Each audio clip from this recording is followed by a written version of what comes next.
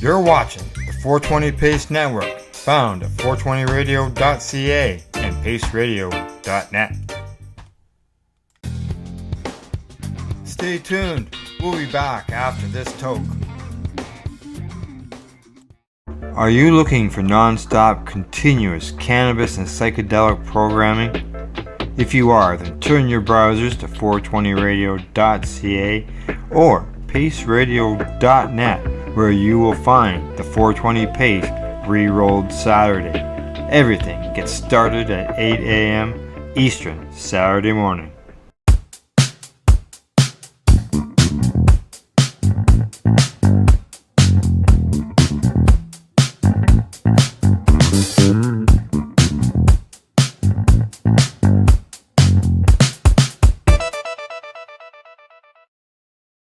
You're listening to the Pace Radio Network here at paceradio.net.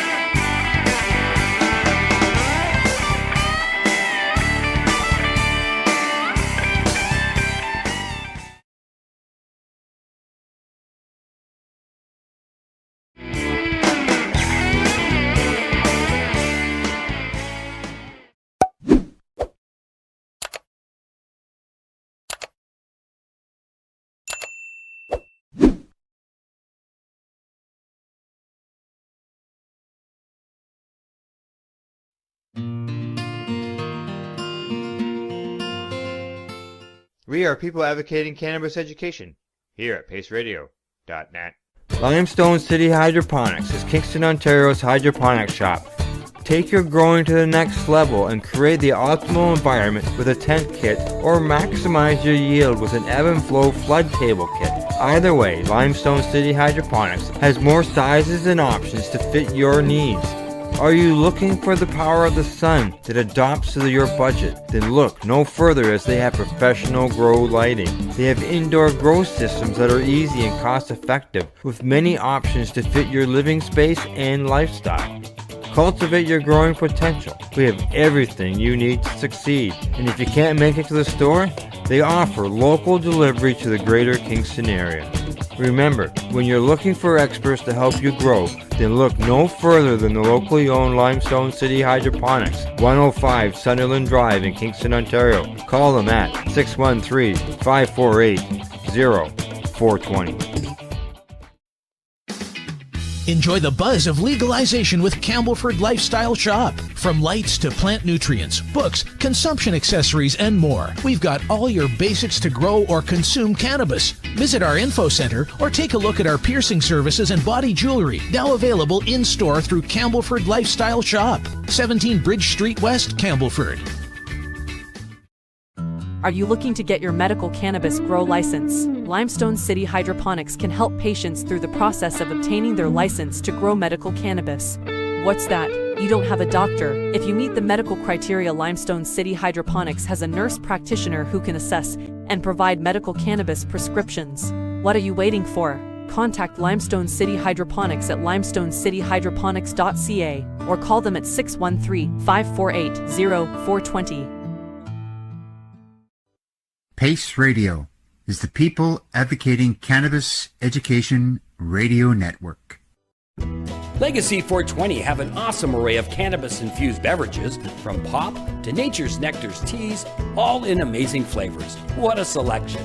We even have a delicious mango-infused juice, and let me tell you, it's delicious.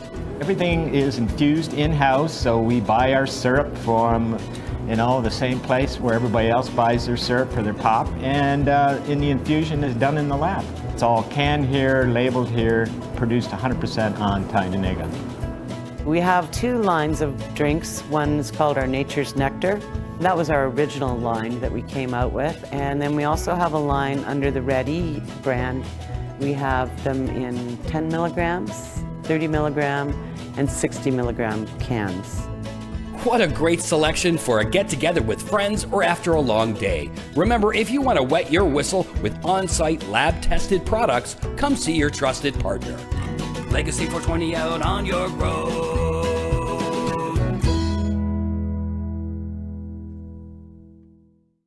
You're listening to the Pace Radio Network here at paceradio.net.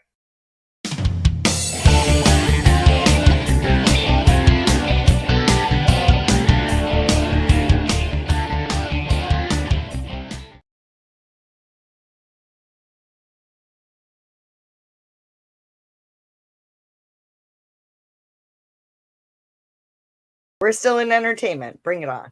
I've got a dewdrop to test out today.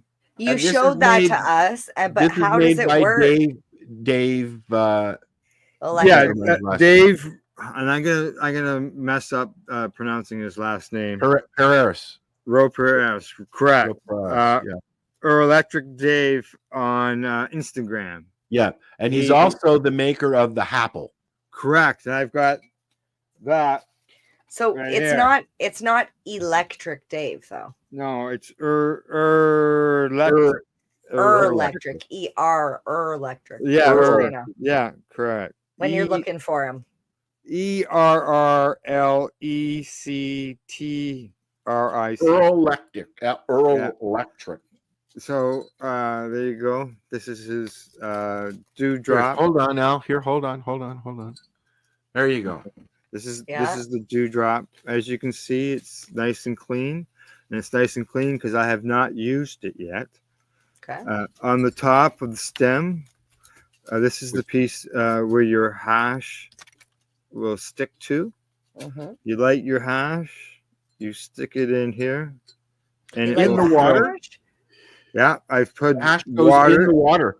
Yeah, no, Well, no. There's a glass enclosure. Oh, okay, I see. All right, and then here, let's make you bigger. Nice. Oh, Wrong one. oh. It's not going bigger than that. No. Okay, just go ahead, Al. Okay, it's probably So there you go. It's hand blown. Dave does them all. And we've seen Dave at many events. Yeah. And so he's very, very well known in the community. Correct. And an amazing blower. I've got some hash here. Now, what I have found, some hash will work really well, and some hash will melt. Uh-oh.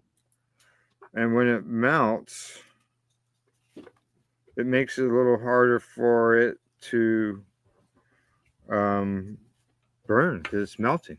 So, well, yeah, because it's also dripping. Correct. Exactly. So I got leaves falling on me. Yeah, you know what? It's really weird here. It was green up until about 3 days ago, and now everything's starting to turn. Yeah. So I've got some hash burning here.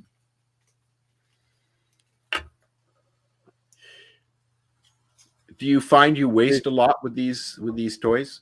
No. Okay, just gotta make sure it's burning. It's not burning. Come on, hash.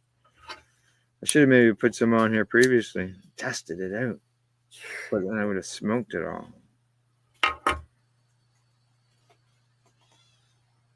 Yeah, I got her going. I haven't had any hash in a while. So I put it inside there. You can see it filling up with smoke.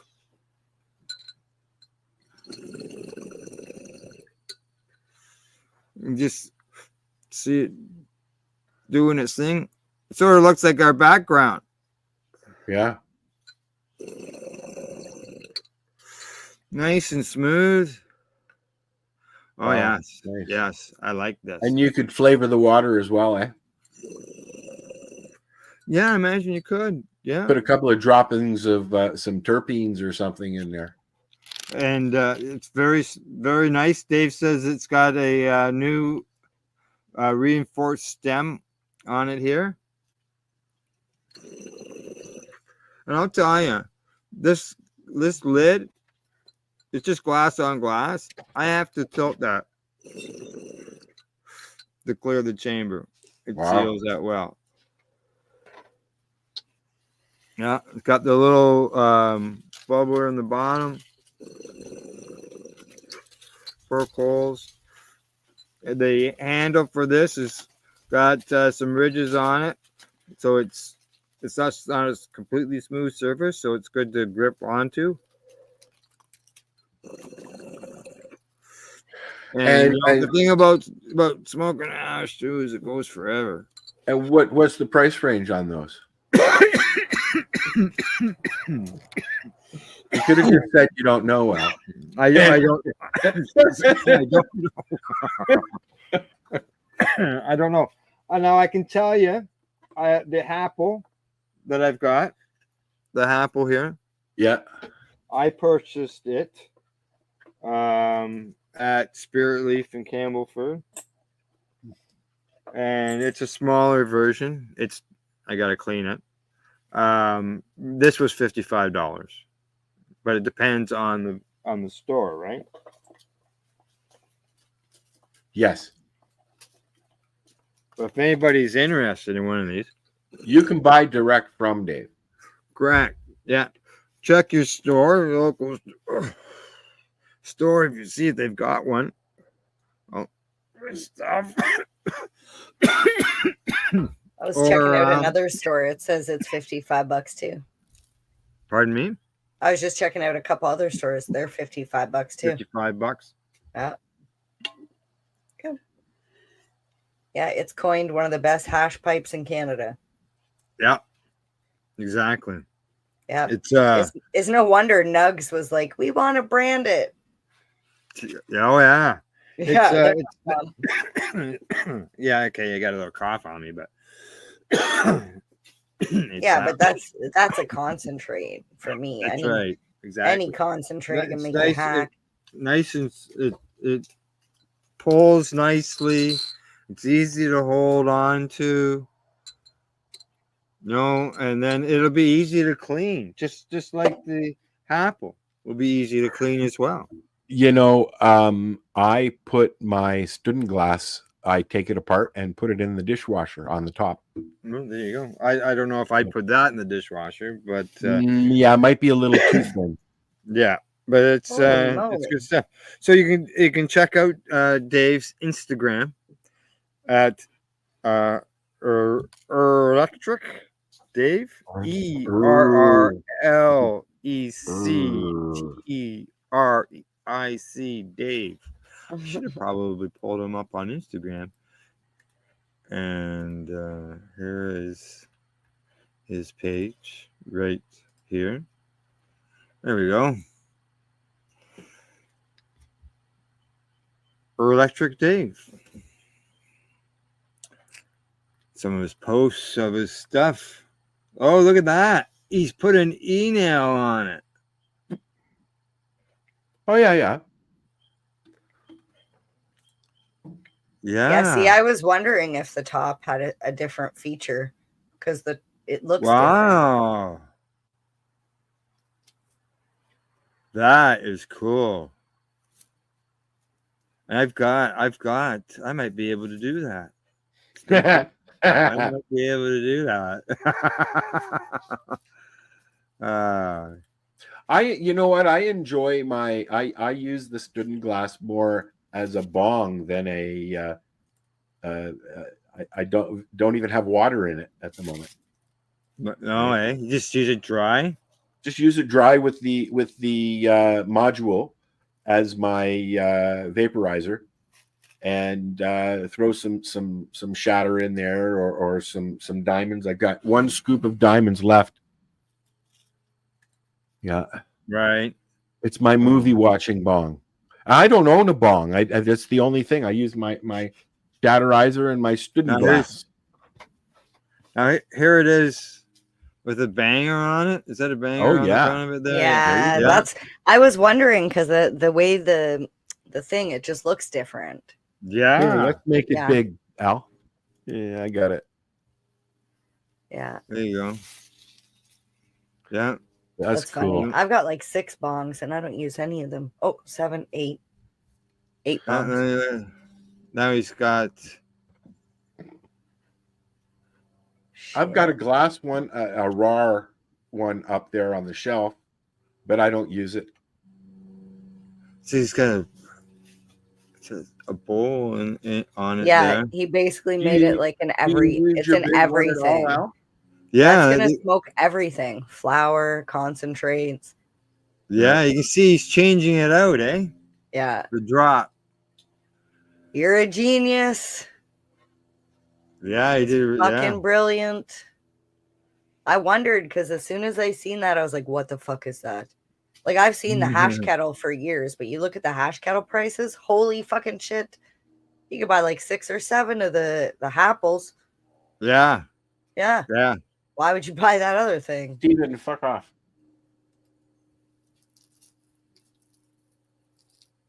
There he is. Okay, yeah. That's the e-nail. With the e-nail on it. Yep, Oh. Carb. Nice. Nice job, Dave. Just beauty. Yeah. Very Check out his Instagram. Check out his products. No doubt about that. It looks like it's multifunctional. So the dewdrop. Yeah. Dewdrop. Yeah. How many dews does a dewdrop drop if a dewdrop could drop dew? I don't know. We'll have to ask Dave. You should post that in our chat. Post a link to his Instagram in the chat here in the comments. Yeah, but I think. Oh, hang on. Yeah, how much dew would a dewdrop drop if a dewdrop could drop dew? That's what I just said. Yeah. Yeah, I was yeah, just yeah. repeating to see if I could say. She sells how seashells much by the hash could seashore. how much hash could a apple hash if a apple hash could apple hash? If a hash could happle, or if a happle could hash. Sound drunk. Yeah.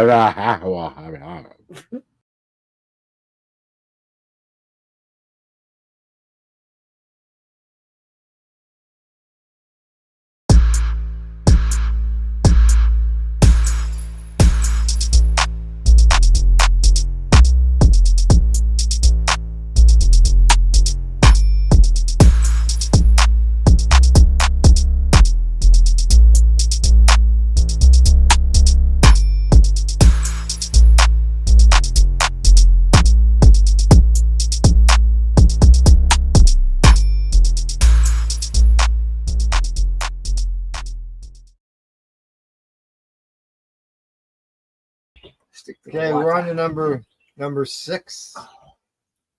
Yeah, well, these are obviously going a lot faster than the buds. Yeah. When it comes to the judging. Yeah. You got to handle it a couple times, right? Because there are some. Yeah, yeah. And the buds we had go around twice in order to be able to check up for moisture, trichomes, the appearance, some similar things. Are the questions different on the indica than the pre-roll? Yes. There are. I'm going to say half the questions are the same. The other half are different. Okay. Okay. There's things like the dry inhale, right? So there isn't that with the buds. Yeah. You know, but there is the appeal. But you know, then there's the roll. You know, they don't ask you that on the other. You know, as far as the roll or anything. So there are different questions, but there are some similar ones or the same ones. Cool beans, man. As expected. Number 6. Number 6. Number 6, he says. Number 6. We can make it number 9. Number 9. Good thing it was only 7. Only 7. Got the Beatles tunes out.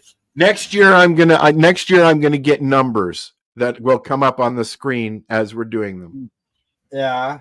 Well, what we find you can see it on last Thursday's news broadcast. At the end, Glenn says peace, goes like this, you know, puts the peace symbols up. And all of a sudden, balloons come up out of StreamYard. Oh, yeah. Okay. And going like, Really? it's only done it to him. I haven't seen it do it to anybody else. Let's try it, shall we? Huh? Yeah, I tried. It's not doing anything. Nothing there, right? Yeah. So maybe it's an Apple thing. Okay. Maybe we should do something about it. Wow. Maybe he smoked too much weed. Or not enough.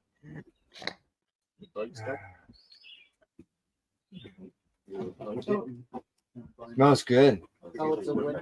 Yeah. Yeah. Tree On on the back side. Plate. Like, Okay, okay, now we've all seen the half-gram joints, right? Yeah. Okay. Al actually has whatever's left of the treating That's a yourself giant collection. That's a giant. Instead of how many issues do you think you have, Al? I didn't see Buddy Weed's comment before this one. He says, I found my Treating Yourself magazine from 2010, issue 21. That's where I got the grinder. So he got the same grinder. Hey, buddy, go into the index of the magazine and go down near the bottom of the index, and you'll probably find the article that I wrote. Most of them are usually down there at the bottom. That's where the advocacy articles are. I'm just curious which one's in it. Okay. I gotta do the dry haul. Yeah, they actually look like a giant. I'm glad that's over with. You're good looking. You didn't like that one, Bob? Visually appealing. They look good. Yes. Yeah. That's some big. And you weren't supposed to smell them. Filter looks good. Sorry. They aren't even closed on the end. One up each nostril. Is there anything that you don't like yet? That I don't like. Who? Anybody? Well, Was I there don't- anything that you just didn't like? Yeah, most of these joints haven't been very good. Okay. I knew you'd tell the truth, Wayne.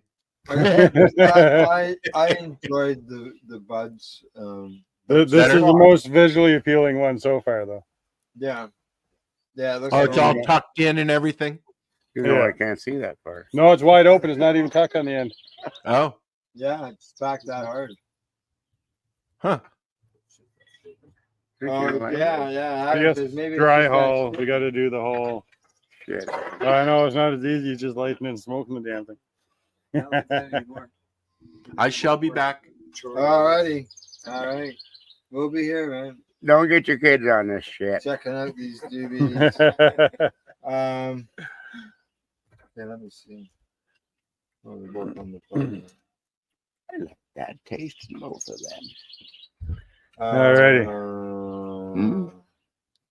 Overall visual appeal. We're at number 6. 6, yeah. Oh, wow, yeah. 8. Quality of roll. Take a all in on one. Oh, that's it. Yeah. 8. Selection of rolling paper. Selection rolling papers. Yeah. Not bad. Not bad. Yeah. Selection of filter. Yeah. And the taste that you just The tasted. birds. We don't have I any like music that today, but we got taste the too. birds. So we'll go 8. Number 6. The dry haul. We have to smoke it. We haven't had it yet? We gotta wait till it's lit now. I wasted all afternoon. We haven't got it yet. Holy jeez, listen to that. I hasn't even let it yet in this article. Oh, just go ahead, cough all over it there. I get to light it though. Why? He does a better job at lighting than you do. Yeah. Holy jeez, look at them buzzing around there.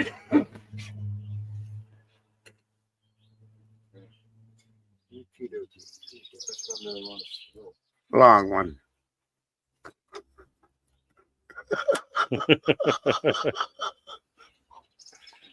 Yeah, so like when you think about the half gram, would this be a gram joint? I would say I don't know. You got scale? a gram. No, It's got to be close to a gram. Yeah, it's definitely over half. It Gram. need only be like 0.95, Right. 0.90, but Definitely over half. The time we smoked it all right out. Half again. Once they get a drink. And then I'll lay it Not up. like it used to be either now. He just hoofing her back. I said, did he just do that? Hey, I'm not trying to spread Influence me.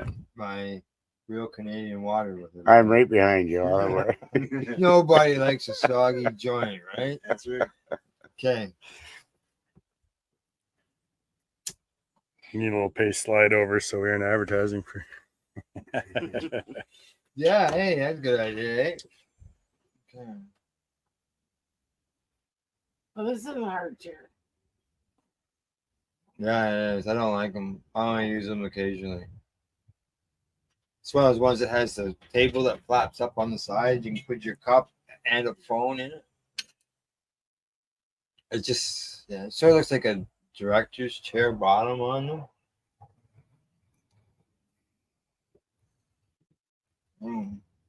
Where'd you get these ones at, Adam? Where'd you get these at? You don't know? No, these aren't. Oh, I thought they're his. No. These are my daughter's and Oh, my okay. son-in-law's. Do you know where they got them at all? From a friend. Ah, I'm sure you can find well, it. most chairs hurt my back in this amount of time. Oh, it This says one, Hampton Bay on the side here.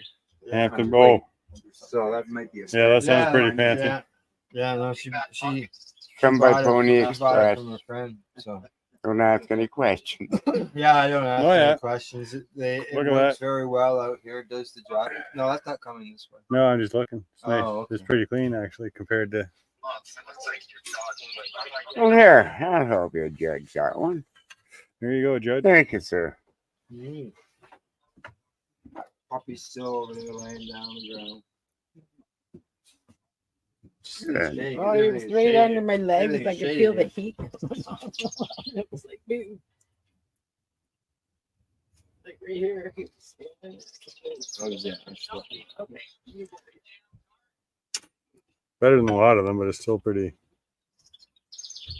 dark. Like, do you think? Oh, I forgot my drink over there.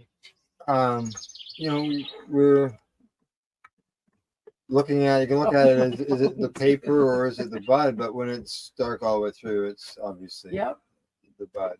And Why do I get all the hard questions? because you're seasoned. I'm seasonal. You're the mature seasoned cannabis connoisseur. I would say to Bob, "What's this?" That was good. He I says, like that. "The shit. good stuff." I ain't gonna have it. That would be his strain, the good stuff. No. Okay, is everybody that's still going around? All right. Hash. May look like we're all looking at our phones, but we are. We're judging. All right. That's what I think. Not pleasant, very pleasant. It's pleasant, so we'll give you an 8. Overall enjoyment.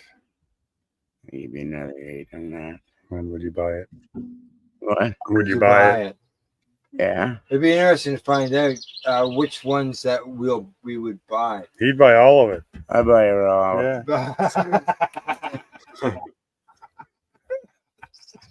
I think I only said yes to one. Oh, you really? Eh? I do when I go to buy them at the reservation. Yeah, the very first bud that we smoked was a yes. The very first bud we smoked was yes. I haven't said yes to I anything think else. it was. I know there was only one I said yeah. Yeah. The rest I was like maybe. You don't want to I say am here, but I'm eating. I can pour them. Okay, all right. Yeah, it's easier to eat when you're behind your banner, that's for sure. It's throwing that money away that hurts you most of all. Wait till it's empty. So yeah, there's still some oil on the paper. Sometimes the filters work pretty good. It burns. It's got some gray ash in it. So the ash isn't as bad. It's pre-rolled. I usually re-roll it for a while. All right, we got a number what? This is number 6. 7. Well, when we're done this, we're at 7. Trying to do the ones this is 6. Second time around. Oh. Yeah, it's good. We get a couple rounds so you can judge things. Yep. We're not you don't hear me gagging. Right? None of us, even one of us with COPD. Yeah, I like the paper the way it was rolled and stuff. Yeah. Even though it's a brown paper. Right. But I didn't take like super duper big either. And it's not harsh. No one's coughing, right? Of the doobies, that's definitely the best ones. Yeah, that's nice. It's mellow enough. That's what we're looking for. Yeah, it had the better ash. Smooth enough, yeah. Yeah.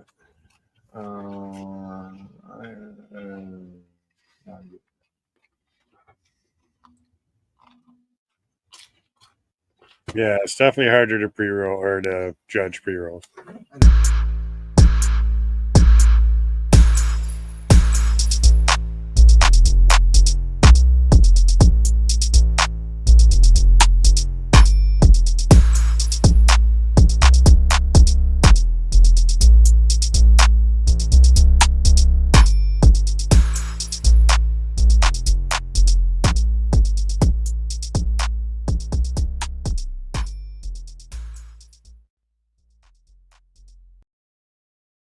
You're listening to the Pace Radio Network here at paceradio.net.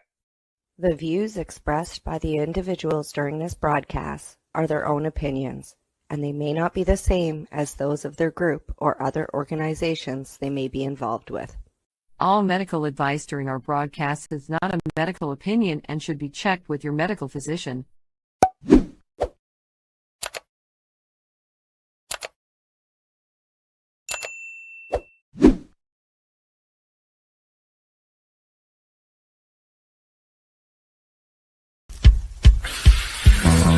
Oh yeah, baby, that's lovely.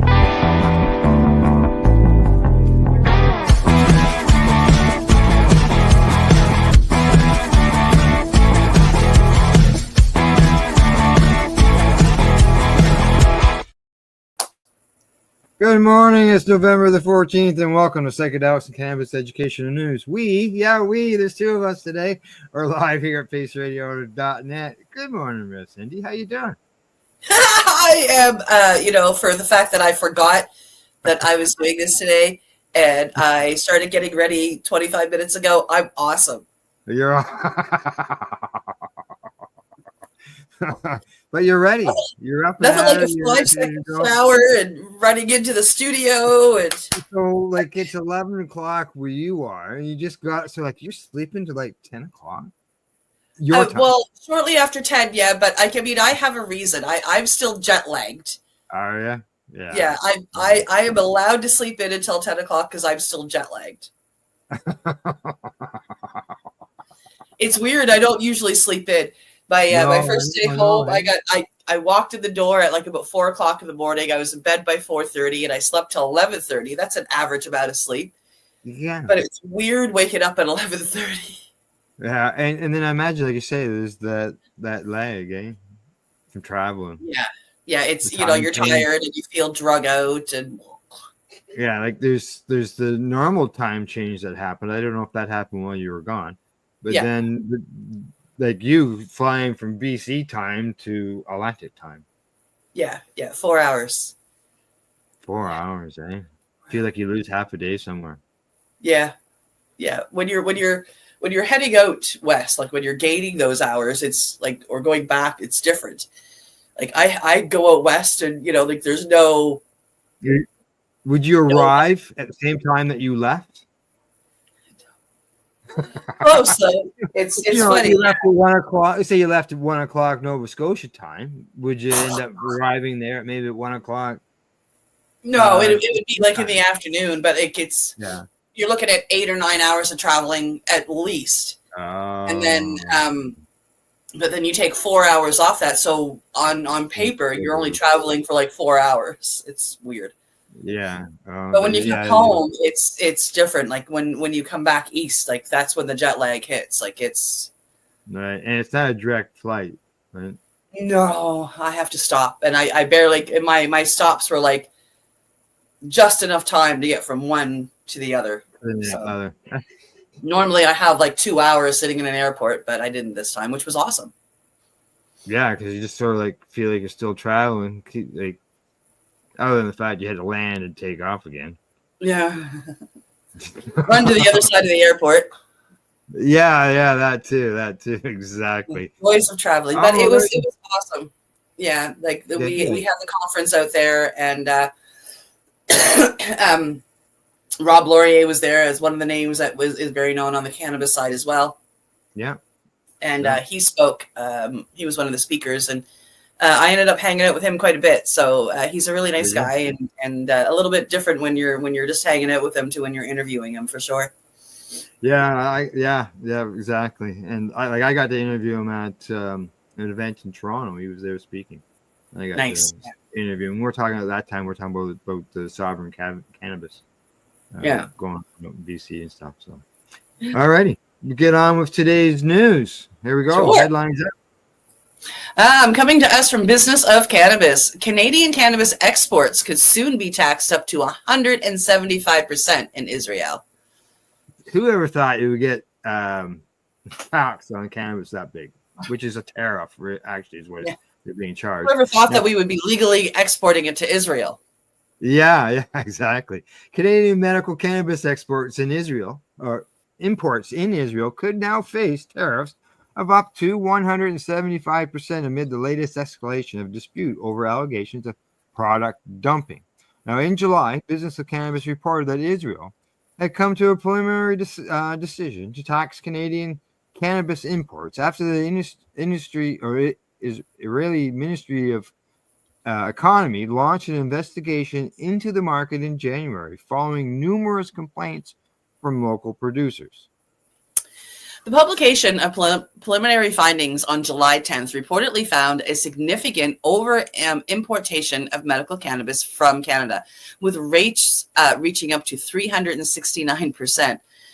It found that Canadian cannabis imports have been sold in Israel at prices lower than those in the country of origin. Oh, a practice known as overflow imports, causing a sharp drop in competing Israeli cannabis companies' revenues. They could buy our cannabis over there cheaper than we could buy it here. Wow. As such, the ministry has opted to refrain from imposing immediate levies on Canadian imports and instead said it would wait until the final findings are published. Following a subsequent public comment period, this final report has now been published by the ministry. According to StratCan, the commissioner initially recommended a floating levy or tariff of 63% for decibel, 74% for pure sun farms, and 112% for Organigram, and 369% for all other products. However, in a new 126-page final report publishing on November 10th, fees starting as low as 2% for decibel cannabis, 33% for village farms, which is pure sun farms, and 39% for Organigram and 77% for Tilray have been proposed. All other companies would face a levy of up to 175%. Wow.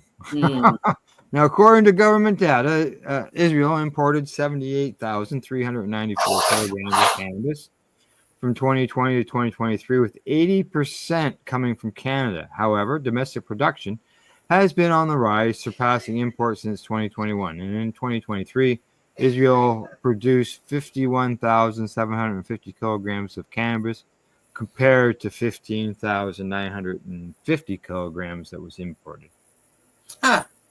Interesting. Canadian cannabis companies have been relying on export sales to countries like Israel to command better prices and clear inventory backlogs. Despite higher export costs, producers often prefer to export the export market due to more favorable payment terms compared to selling domestically, where payments can take weeks or months. The Cannabis Council of Canada and other stakeholders have disputed the claim that Canadian producers sell at lower prices in Israel than in Canada. And the Ministry of Economy will submit its findings to the World Trade Organization, and a final ruling on the proposed levies is now pending. There you go. Tariffs. Who would have thought we've been talking about tariffs on cannabis? Yeah. We thought we would be talking about legally exporting our cannabis to other countries. Like, I mean, the teenager in me, like the 14-year-old that smoked her first joint, is going, huh? Like, it's just crazy. Like, you know, like I'm really glad that this is happening in my lifetime, and that, you know, after the fight that, you know, every cannabis, you know, person has had, it's really cool to see this happening in our lifetime. I mean, with as many mistakes as the government might be making in it, it's still very freaking cool to see legalization and exporting to other countries. Timur and I talked about that a bit last night on the Pace Radio show, and the fact that, you know, with alcohol, when alcohol was illegal, and then they legalized it, like we weren't even born or even thought about back then. But now we've been able to see it on both sides. You know, we lived through the illegal end of things, and now we've watched it switch over to the legal end of things, and there's more work to be done. That's what we can say. Yeah, we're not done yet, but it's really cool to be part of this piece of history. Yeah. All righty, on to the next story. Coming to us from International Cannabis Business Conference, the UK study finds cannabis provides sustained improvements in PTSD patients. There you go. Global researchers estimate that nearly 4% of the planet's total population suffers from some form of post-traumatic stress disorder. It is one of the most common mental health conditions around the world. Common treatments for PTSD include different types of trauma-focused psychotherapy, as well as pharmaceutical medications. Many of the pharmaceutical medications used to treat PTSD can yield undesirable side effects. Yeah. A recent study conducted in the United Kingdom examined medical cannabis therapies and PTSD. And below is more information about the study and its results coming from Normal. Patients with post-traumatic stress report symptom improvements following their use of cannabis, according to observational data published in the Journal of Medical Cannabis and Cannabinoids. British researchers assessed the use of THC-dominant cannabis flower in 58 patients with PTSD. And it says here in brackets, since 2018, British specialists have been permitted to prescribe either cannabis or cannabis-based medical products. Okay. Researchers assessed changes in patient-reported outcomes measures at 3 months and at 6 months. Participants, on average, obtained a 16.8-point reduction in their symptom severity scores following 6 months of cannabis treatment. Patients also reported significant enhancements in general health, mood, and sleep quality. The study's authors concluded results from this observational study suggest an association between treatment with THC-predominant cannabis flowers and symptomatic improvement for up to 6 months in a cohort of UK civilians diagnosed with PTSD. The treatment was safe and well tolerated and characterized by marked effects on quality of sleep, general mood, and severity of PTSD-associated symptoms. However, further research is needed to evaluate the long-term safety and outcome of controlled inhalation of CBMP in patients naive to cannabis. Other observational... Go ahead. Okay, other observational studies assessing... did I go too far? The use of cannabis product in patients enrolled in the UK Medical Cannabis Registry have reported them to be effective for those studies from chronic pain, anxiety, fibromyalgia, depression, migraine, multiple sclerosis, osteoarthritis, inflammatory arthritis, and inflammatory bowel disease. There you go. Yep. Yeah. Good to see studies. They always say there's not enough studies, not enough studies. So we just I like that study. That's a good study for PTSD. And I mean, they also, tip their hats to like the fact that cannabis is good for other things too. Correct. Exactly. All righty. On we go. Next story. It's up. Coming to us from cannabis.net. I kind of like the headline. Tripping golf balls. Can magic mushrooms help your golf game? Pro golfers try psychedelics for focus and anxiety. What do you think? Before we get into it. Yeah. Oh, yeah. It's going to help. Okay. All right. I think. All right, here we go. An intriguing trend has emerged in recent years within the world of professional golf. A growing number of elite golfers are turning to psychedelics as a means to enhance focus and alleviate anxiety. This shift reflects a broader cultural acceptance of psychedelics, which were once stigmatized but are now being recognized for their potential therapeutic benefits. As mental health becomes an increasingly vital aspect of athletic performance, many golfers are exploring alternative methods to improve their game, leading to a fascinating intersection of sports, science, and personal well-being. Golf is often described as a game of inches, where the slightest miscalculation can lead to significant consequences. Beyond the physical skill, mental fortitude plays a crucial role in a golfer's success. The pressure to perform at the highest level can lead to anxiety, stress, and even burnout. For many professionals, maintaining focus during high-stakes tournaments is as challenging as mastering their swing. I think that's kind of funny because people go to play golf to relax. Yeah. But you look at when you watch it on TV, there's big crowds around them. Yeah, and maybe that's the pressure. That's the anxiety. Professional golf is definitely riddled with a lot of pressure for sure. Yeah. Traditionally, golfers have relied on various strategies to manage their mental game, including visualization techniques, meditation, and mindfulness practices. However, as the stigma surrounding psychedelics begins to fade and research into their benefits expands, some players are seeking new avenues for enhancing their mental resilience. The interest in psychedelics among athletes is not limited to golf. Across various sports, athletes are increasingly experimenting with substances such as psilocybin, the active compound of magic mushrooms, LSD, and ayahuasca, a traditional Amazon brew, for their psychological benefits. These substances are believed to promote neuroplasticity, the brain's ability to reorganize itself by forming new neural connections, potentially leading to improved focus and emotional well-being. Recent studies have shown that psychedelics can help treat conditions such as depression, anxiety, and PTSD.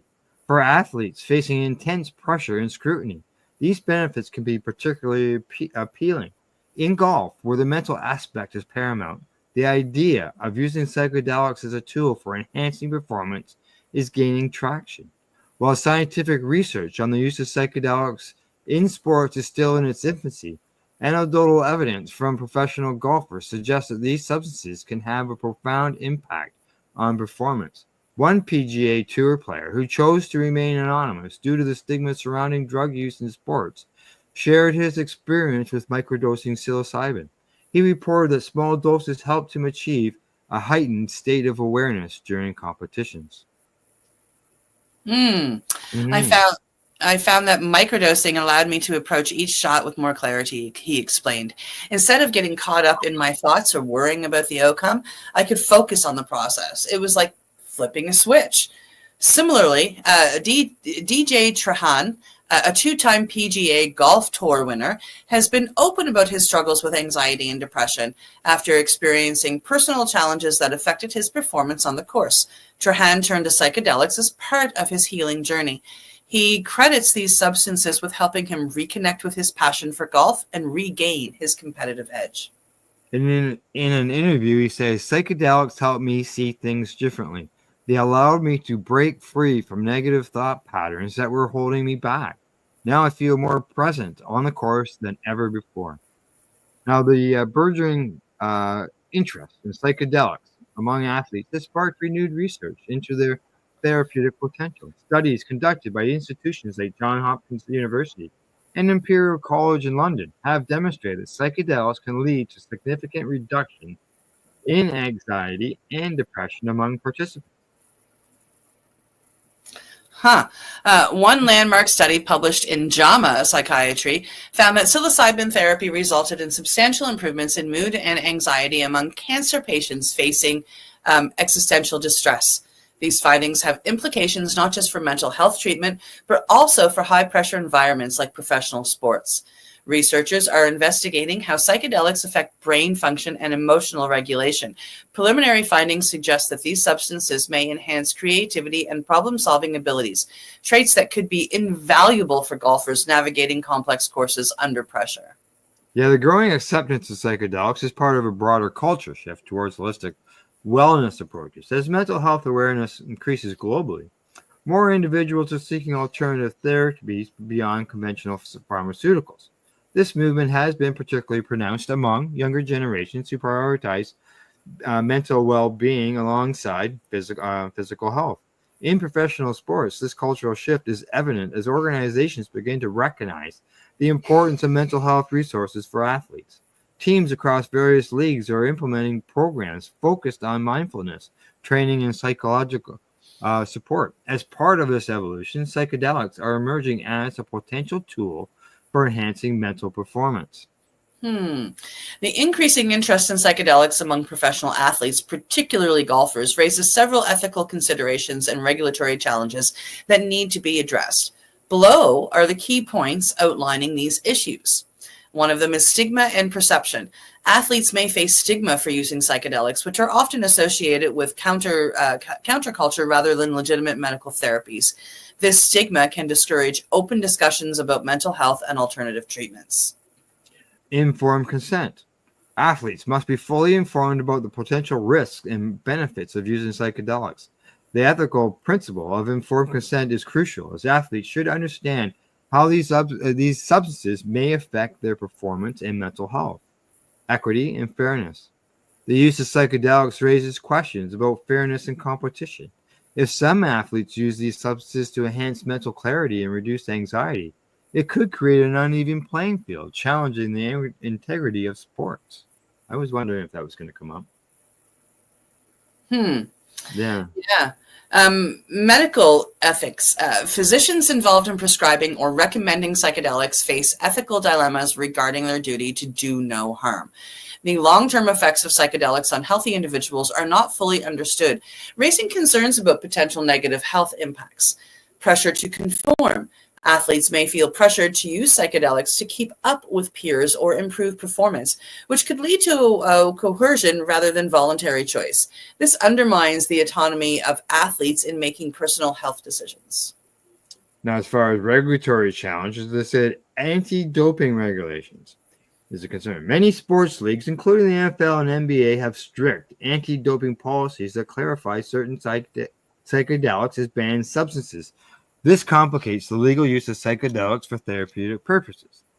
There's also the concern of lack of clear guidelines. The World Anti-Doping Agency does not have comprehensive guidelines regarding the use of psychedelics, creating ambiguity for athletes considering these options. Some substances remain unregulated, while others are explicitly banned. Yeah, there's not going to be any guidelines on the, because this is just all coming to bubbling to the surface now, right? So it's just like cannabis. There's no, we're still working on that too. So absolutely. There's a need for research. There is a lack of extensive clinical research on the effects of psychedelics, specifically in athletic populations.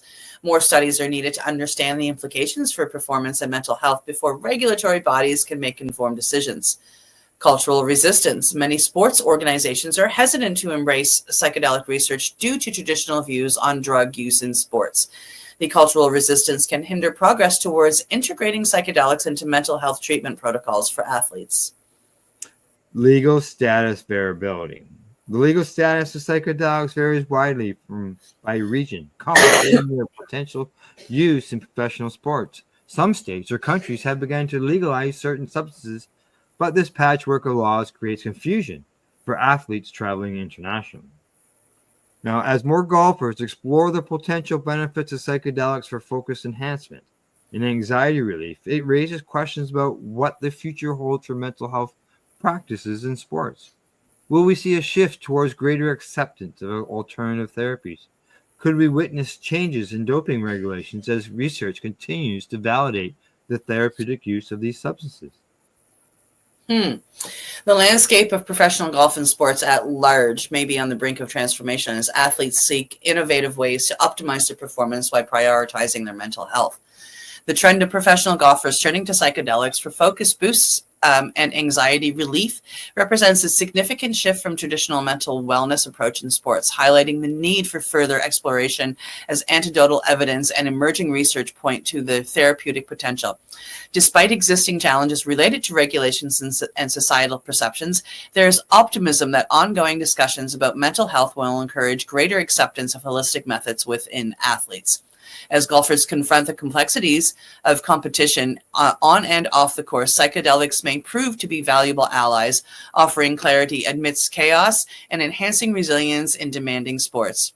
As we advance into this new era of understanding regarding mental health and performance enhancement through psychedelics, it is clear that the conversation surrounding these substances is just beginning, with implications that could transform not only athletes' approach to their craft, but also society's overall perception on wellness.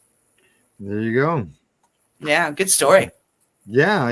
Like there's actually, I had a story on Tuesday on the Three High Guys because I do some sports coverage there, and there was an article of a MMA fighter who used psychedelics, and he actually used psychedelics during one of his fights. Of course, he didn't say that until afterwards, until I was all over and done with, and he was out of the way. But yeah. So, alrighty, on to the last story before we go to break, and it is coming to us from Technical Networks Biopharma. Approval of psychedelic therapies could benefit over 5 million Americans. That's a lot of Americans could use some help. No doubt with that.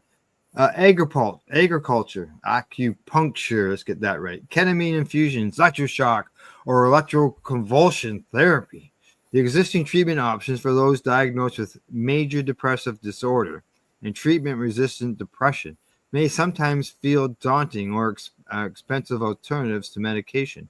However, a groundbreaking study from Emory University demonstrates how psilocybin-assisted therapy could impact more than 5 million people in the U.S. pending approval from the FDA.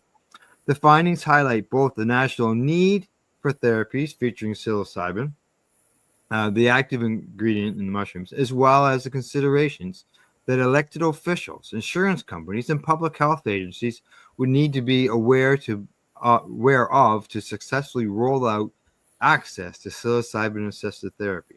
In the study, researchers used national data from existing pool of people being treated for MDD and TRD and applied exclusionary criteria based on comorbidities such as mania, heart failure, and diabetes to rule out those who would be medically ineligible for the therapy. These findings indicate that anywhere from 56 to 62% of the individuals being treated for MDD or TRD, which is roughly 5.1 to 5.6 million people, would be eligible for psilocybin-assisted therapy and could benefit from it. This information is significant because much of the current focus on psychedelic therapies is about its efficacy with clinical trials, and very few people are studying what would be the broader implications of implementing those novel therapeutics. And this is coming to us from Faizan Rab, who is the lead author of the study and MD candidate at Emory University School of Medicine. Our study is one of the first to look at the bigger public health and economic consequences of a world where psilocybin therapy is made more available to Americans. According to RAB, psilocybin-assisted treatment currently has a breakthrough designation with the FDA, meaning that it will expedite a review of the phase 3 clinical trial results because of its potential as a therapeutic for depression. Now, according to what Fab says, he says here that what is really timely about this research is that it provides a data-driven number that is interpreted to the FDA.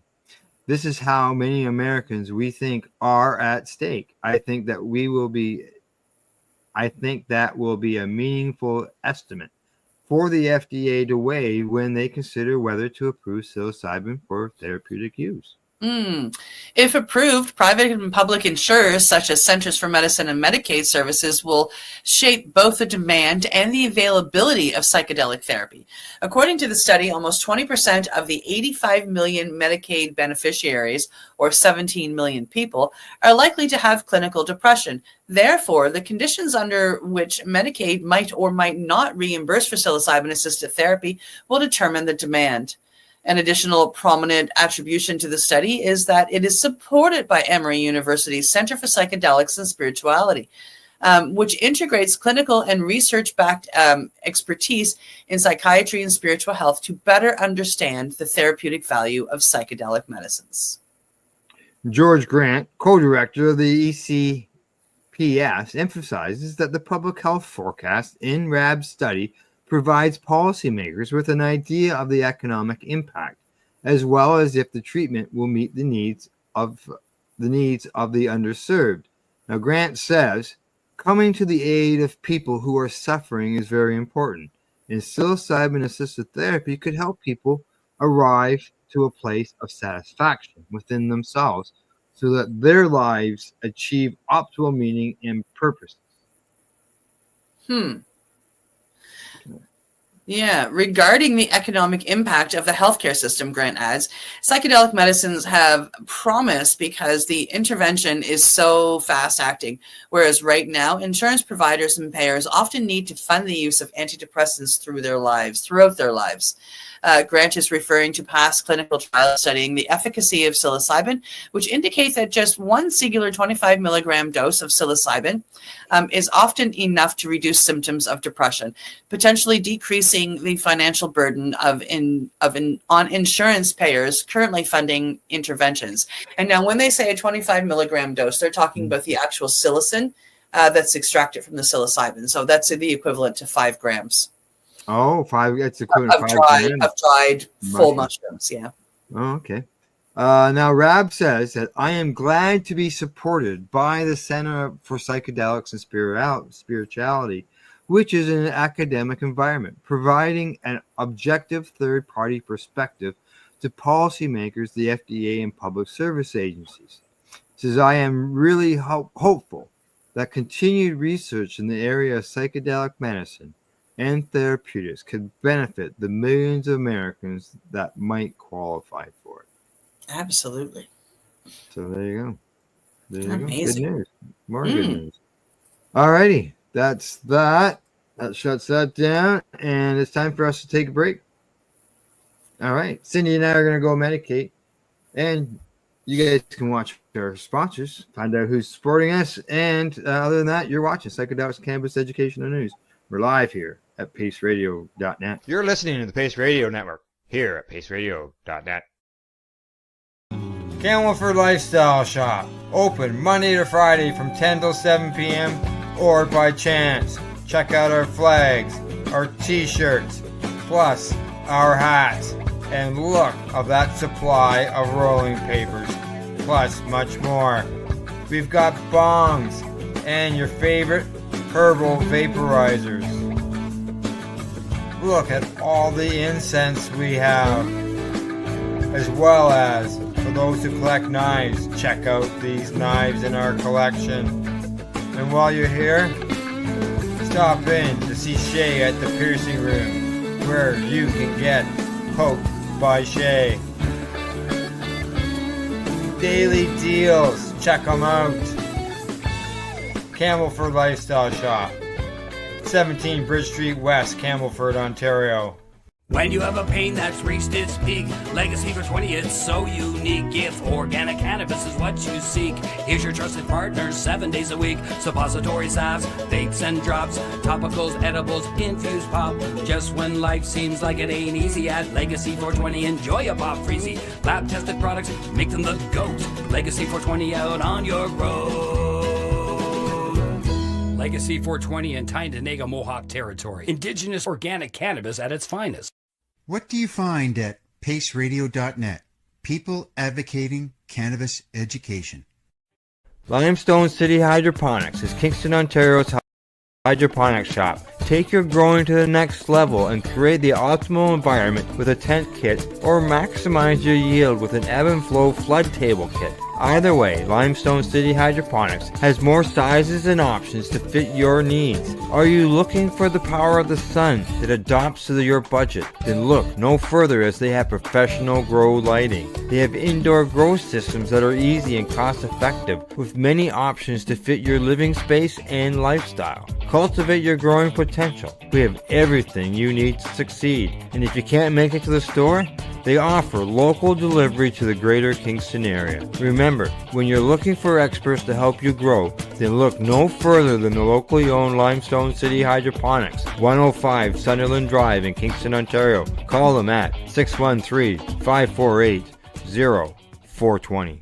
Are you looking for non-stop, continuous cannabis and psychedelic programming?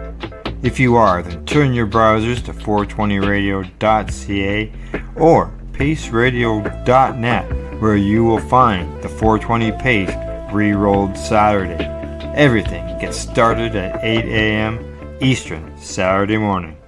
You're listening to the Pace Radio Network here at paceradio.net. Hey, we're back from our break and ready to bring you. We got 4 more stories to go here. And we're going to start off where we left off, and that's dealing with the psychedelic end of things as soon as Al gets the story up, because Al didn't do that during the break. He was busy Al had medicating, 3 minutes to get the story up during the break, and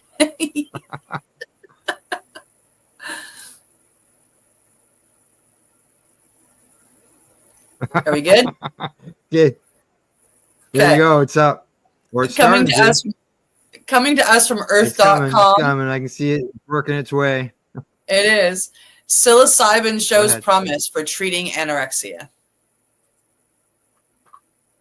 Nice. Okay. Psilocybin, a compound that at the forefront of psychedelic research, has sparked a new hope in perennial quest for an effective cure for psychiatric ailments, particularly anorexia nervosa. Now, a clinical trial conducted by researchers at the University of California, San Diego, highlights how this compound could potentially revolutionize treatments, methods, and research and improve clinical outcomes. Anorexia nervosa is a psychiatric disorder that has resisted conventional treatments and currently has no effective medications approved by the U.S. Food and Drug Administration. It is also the psychiatric illness that holds the record for having the highest mortality rate. The UCSD research explores the effect of psilocybin treatment on this condition and provides a firsthand account of its consequences. Now, according to Dr. Stephanie Natz-Peck, who's the lead author of the study, she says that our findings suggest that psilocybin may be helpful in supporting meaningful psychological change in subset of people with anorexia nervosa. What's particularly interesting is that 60% of participants reported a reduction in the importance of physical appearance, while 70% noted quality of life improvements and shifts in personal identity. That's amazing. The clinical trial revealed some fascinating outcomes. An overwhelming 90% of participants described their psilocybin session as one of the top 5 most meaningful experiences of their lives. Additionally, 40% of the subjects showed clinical significant reductions in eating disorder psychotherapy. However, despite these positive results, the study notes that improvements in psychological outlook did not necessarily translate to weight restoration. Furthermore, psilocybin treatment appeared to work very effectively for some individuals, while others showed minimal improvements. I think that's probably like a lot of medicine. Absolutely. These discrepancies highlight the need for further research, particularly into how genetic variations in serotonin receptors might influence treatment outcomes. The impact of this treatment transcends the scientific data and filters into the personal lives of the subjects. As one participant shared, you are able to act in a way that maybe had felt unachievable before if you set the right intentions. Another participant echoed similar sentiments, stating, things might not look that different from the outside, but they feel completely different from the inside. Yeah. The study employed a single 25 milligram dose of psilocybin alongside specialized psychological support before, during, and after administration. And despite showcasing potential, the result also highlights the intricacy of treating anorexia nervosa and suggests a synergistic approach might be the most effective. Now, Dr. Walter Kay, the study's senior author and UCSD's Eating Disorders Treatment Center director, maintains that while the findings are promising, they need to be backed by larger, well-controlled studies. This includes the use of brain imaging and genetic analysis to ascertain who might benefit most from this innovative treatment approach. The fascinating findings of the clinical trial initiated new trajectories for personalized medicine for eating disorders. However, it has also sparked a flurry of questions around optimizing therapeutic protocols for this vulnerable demographic. And surely, it's a profound addition to the current discourse around non-traditional treatment methods. The promise of psilocybin as a treatment for anorexia nervosa comes with its shape of challenges. One major concern is ensuring that the therapy takes place in a safe, supportive environment.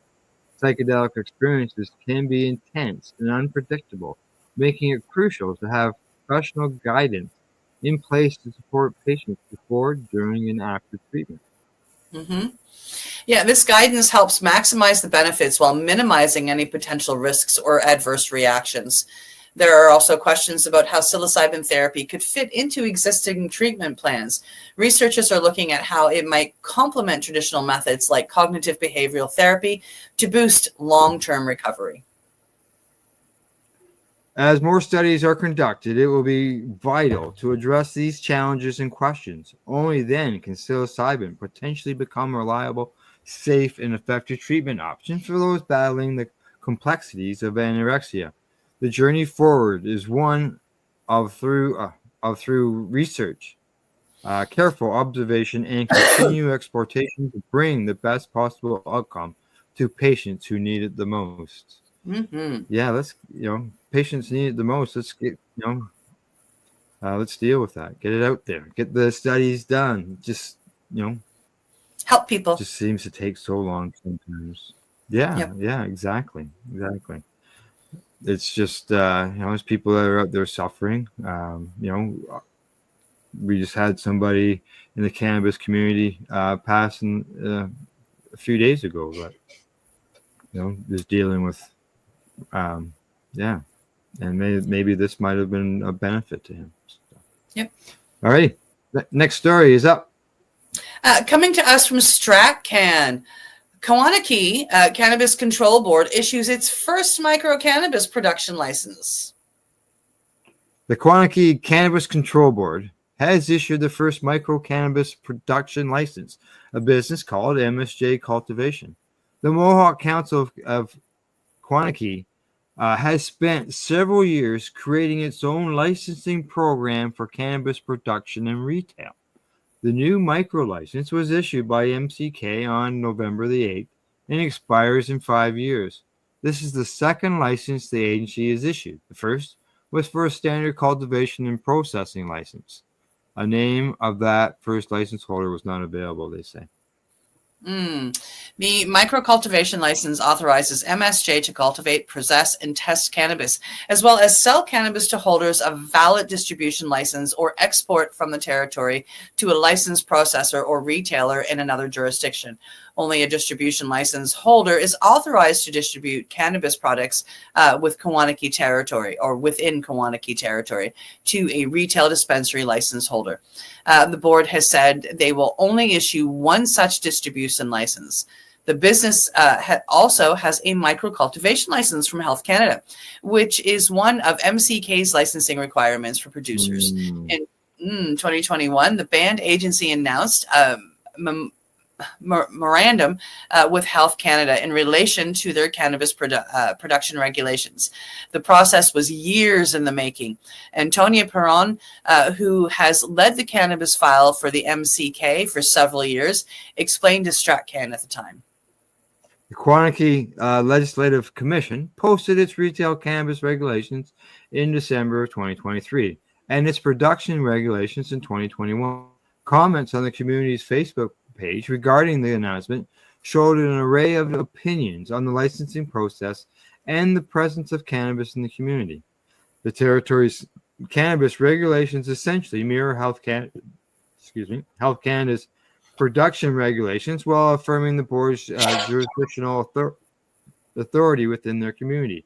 The community has no such relationship with Quebec's provincial retail licensing authority. The Kawanaki Mohawk Territory is a First Nations reserve of the Mohawks of Kawanaki, located on the south shore of St. Lawrence River in Quebec. In October, the Kawanaki Cannabis Control Board also posted a notice of 6 cannabis retailers that submitted applications for a retail license, which are currently under review. In her conversation with StratCan in 2021, Perron said the process of creating such regulations has been one of balancing the interests of those who want to operate in the industry with those who have concerns about the impacts of cannabis on the community. Now, Perron says it's a fine line to walk between all of those different opinions, but that's what makes our community so beautiful and so unique. People come from different places in the way that they think, but one thing that's for sure is that everybody in the community definitely states that it's up to us to decide what needs to be done here and not for anybody else to tell us what should be done here. Earlier this month, MCK chiefs voted against having a new community-wide referendum on cannabis after the topic was raised at the council meeting last week.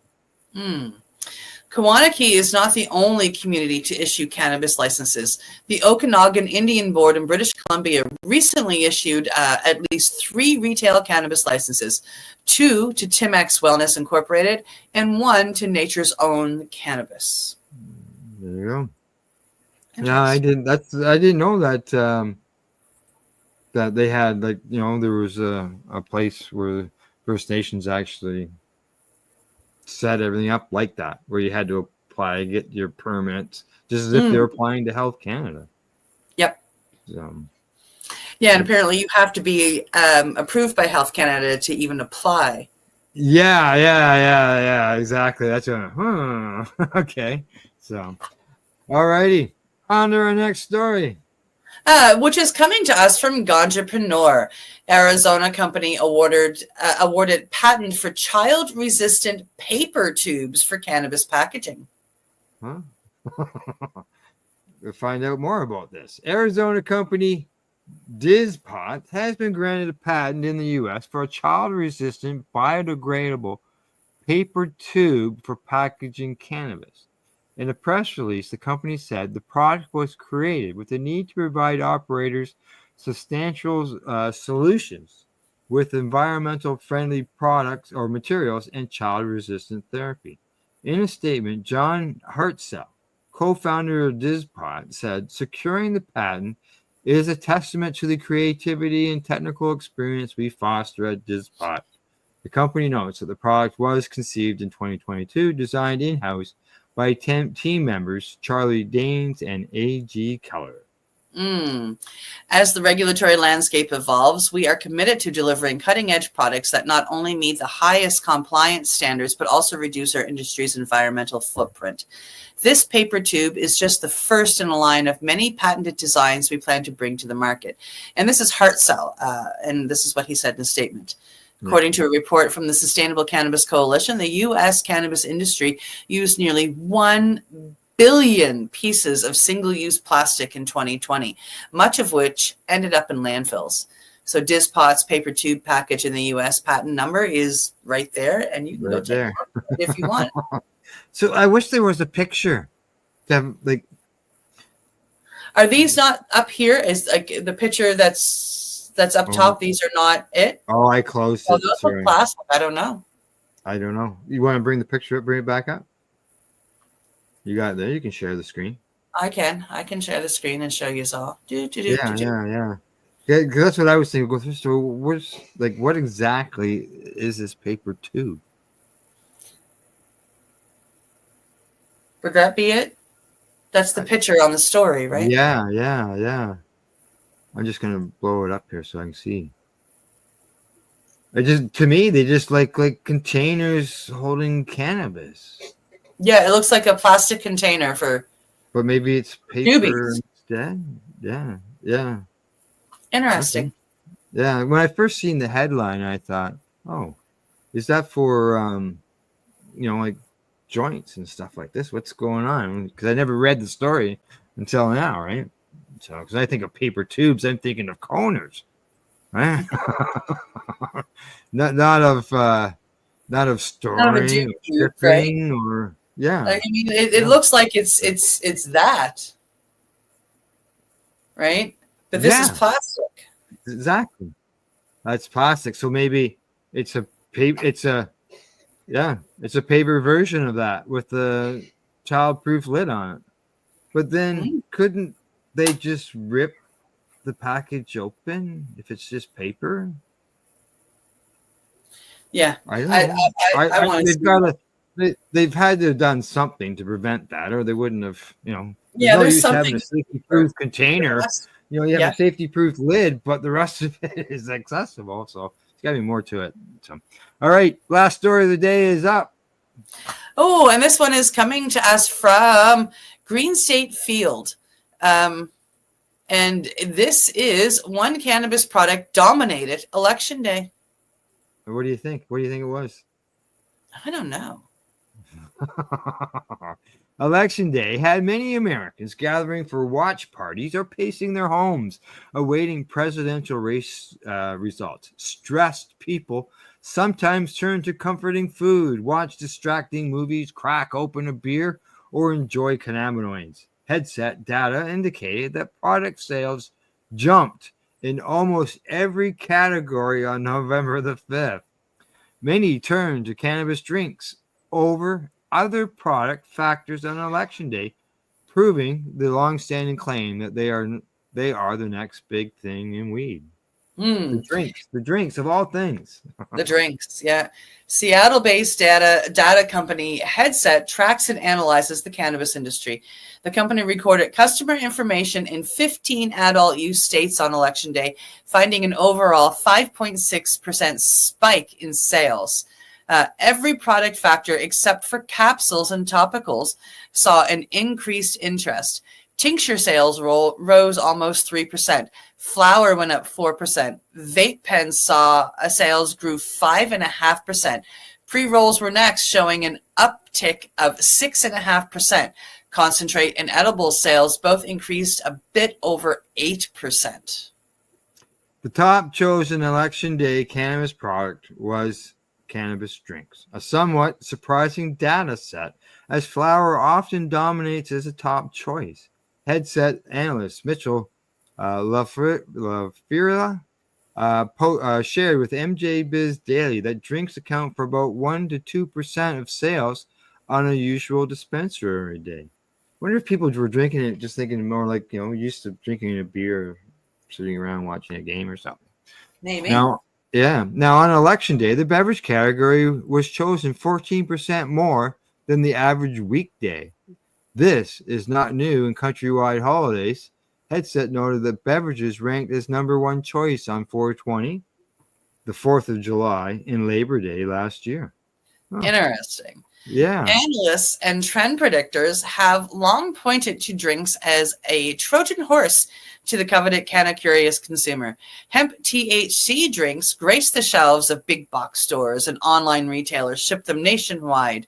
The infused refreshments have never been more available. Still, the category remains a straggler in the usual day-to-day dispensary sales. This data not only indicates that drinks may be most attractive to the canna-curious, it also shows that they often save the purchase for holidays. As a wall of stigma breaks down and accessibility reaches an all-time high, more people are switching from booze to cannabis drinks. This comes out in full force on special occasions like Election Day, where drinks reign supreme. Yeah. There you go. Oh, that's really cool. Yeah.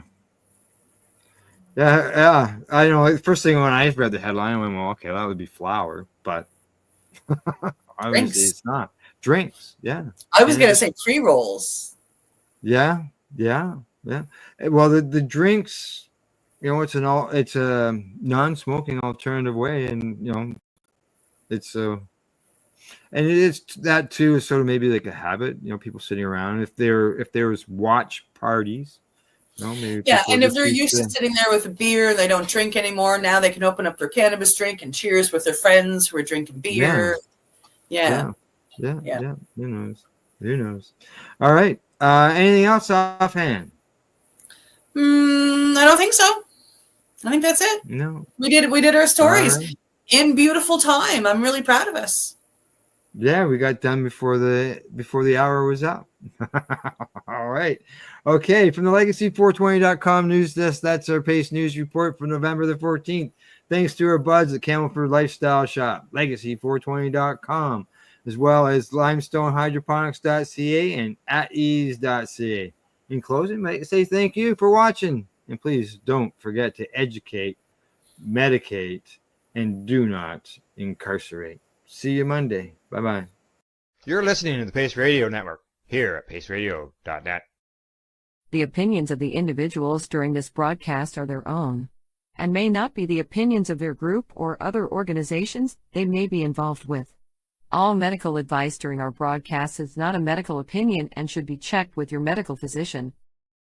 When you have a pain that's reached its peak, Legacy for 20 is so unique. If organic cannabis is what you seek, here's your trusted partner 7 days a week. Suppository salves, vapes and drops, topicals, edibles, infused pop. Just when life seems like it ain't easy, at Legacy 420 enjoy a pop freezy. Lab tested products make them the GOAT. Legacy 420 out on your road.